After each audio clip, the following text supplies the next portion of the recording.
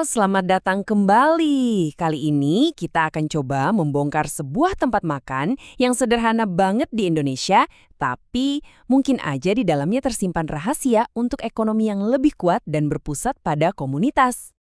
Anda mungkin bertanya-tanya, hah, serius nih warung makan? Tapi coba deh pikirin baik-baik. Apa sih yang bisa kita pelajari dari tempat yang mungkin kita lewatin setiap hari tentang cara membangun sebuah negara? Jawabannya, ternyata segalanya. Singkat, padat, dan inilah yang bakal kita dalami bersama-sama. Oke, kita mulai dari bagian pertama ya. Kita kenalan dulu lebih dekat sama tokoh utama kita hari ini, warteg. Buat sebagian besar dari kita di Indonesia, pemandangan kayak gini udah nggak asing lagi kan?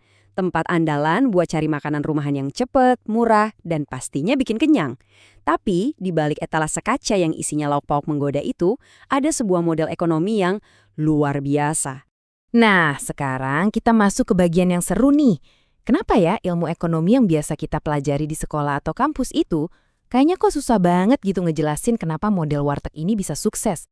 Nah, ini dia nih, teori yang biasanya mendominasi buku-buku teks ekonomi. Intinya, teori ini melihat dunia itu sebagai pasar raksasa, yang isinya orang-orang yang cuma mau ngejar untung sebesar-besarnya buat diri sendiri. Tapi pertanyaannya, emang warteg beneran jalan kayak gitu? Kenyataannya jauh banget. Oke, ini perbedaan pertama yang penting banget. Teori neoklasik itu bilangnya transaksi itu ya cuma jual beli, nggak pakai perasaan, anonim. Tapi kalau di warteg, wah beda cerita. Semuanya itu soal hubungan. Ada jaringan pemasok dari kampung halaman yang sama di Tegal, ada sistem bagi hasil, ada kepercayaan sama pelanggan setia. Nah, semua ini tuh bukan gangguan, justru inilah sumber kekuatannya. Lanjut yang kedua, ekonomi konvensional selalu bilang kompetisi itu bikin segalanya jadi efisien. Tapi warteg nunjukin hal sebaliknya. Justru ada aturan-aturan main yang nggak tertulis loh. Misalnya nih, soal pembagian wilayah jualan antar pedagang. Atau rasa solidaritas sesama perantau. Hal-hal inilah yang malah bikin biaya jadi lebih rendah dan mereka jadi lebih kuat bareng-bareng. Ini efisiensi yang lahir dari kerjasama, bukan sikut-sikutan. Dan ini dia nih poin kuncinya. Model neoklasik itu kan berasumsi kita semua ini homo economicus, alias manusia ekonomi yang otaknya cuma mikirin untung. Warteg dengan tegas membantah itu. Dengan tetap jual makanan harga murah, bahkan pas harga-harga lagi naik, tujuan utama mereka itu bukan buat numpuk harta. Tujuan mereka itu reproduksi sosial, artinya ya, memastikan orang-orang di sekitar mereka, komunitas mereka, bisa tetap makan enak dengan harga yang masuk akal. Oke, jadi teorinya emang beda. Tapi, gimana dengan buktinya di dunia nyata? Coba kita lihat seberapa tangguh model ini pas lagi ada masalah. Coba lihat lini masa ini.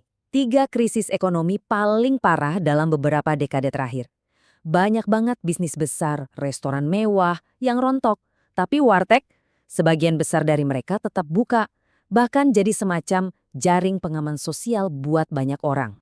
Dan inilah jawabannya. Kekuatan warteg itu ternyata bukan dari seberapa besar modalnya, tapi dari modal sosial, kepercayaan, kerjasama, dan hubungan baik dengan komunitas yang udah dibangun bertahun-tahun. Itu aset mereka yang paling berharga. Nah, pertanyaannya sekarang, kalau model ini sekeren dan sekuat itu, bisa nggak sih prinsip-prinsipnya kita terapin dalam skala yang jauh lebih besar? Dari sinilah muncul sebuah gagasan yang ambisius banget. Gerakan satu desa, satu warteg. Tapi, penting banget nih buat digarisbawahi. Ini bukan soal bikin franchise warteg di mana-mana ya, sama sekali bukan. Ini tentang meniru filosofi dasarnya. Nilai dan prinsipnya itu loh yang mau kita replikasi. Gerakan ini bakal dibangun di atas 3 pilar utama. Pertama, ekonomi Pancasila, yang intinya keadilan sosial. Kedua, semangat gotong royong, yang udah jadi DNA kita. Dan ketiga, strukturnya pakai koperasi, di mana kepemilikannya itu milik bersama, dikelola oleh warga dan untuk warga. Terus, di mana peran negara? Nah, di sini negara perannya bukan jadi bos atau pengendali, tapi sebagai fasilitator. Ibaratnya, negara itu yang nyiapin lahannya, nyiram tanamannya, biar komunitas bisa tumbuh subur. Caranya, ya dengan kasih akses kredit murah, bangun infrastruktur, kasih pelatihan, dan lain-lain. Negara mendukung komunitas yang bergerak. Well, untuk bisa mewujudkan visi sebesar ini, jelas kita butuh cara baru buat mengukur apa itu sukses. Kita nggak bisa lagi pakai kacamata ekonomi yang lama. Nah, slide ini nunjukin perbedaannya dengan sangat jelas. Kita harus mulai geser fokus kita. Bukan lagi terobsesi sama keuntungan maksimal atau pertumbuhan pasar doang. Ukuran sukses yang baru itu harusnya fokus ke hal-hal yang benar-benar penting. Apakah makanan terjangkau? Apa komunitas kita jadi makin kuat? Apa masyarakat kita sejahtera? Jadi, gimana cara ngukurnya? Ini dia 5 rapornya. Bukan lagi soal laba rugi, tapi soal harga pangan yang stabil, pendapatan petani lokal naik, angka kemiskinan turun, dan yang paling penting, nilai-nilai sosial, kayak kepercayaan dan gotong royong itu tumbuh lagi. Inilah esensi dari ekonomi yang melayani manusia, bukan sebaliknya. Sebagai penutup, saya mau lempar satu pertanyaan ini buat Anda renungkan. Coba deh lihat sekeliling Anda. Adakah bisnis kecil, koperasi, atau mungkin inisiatif lokal di lingkungan Anda yang berjalan dengan prinsip-prinsip yang sama seperti warteg?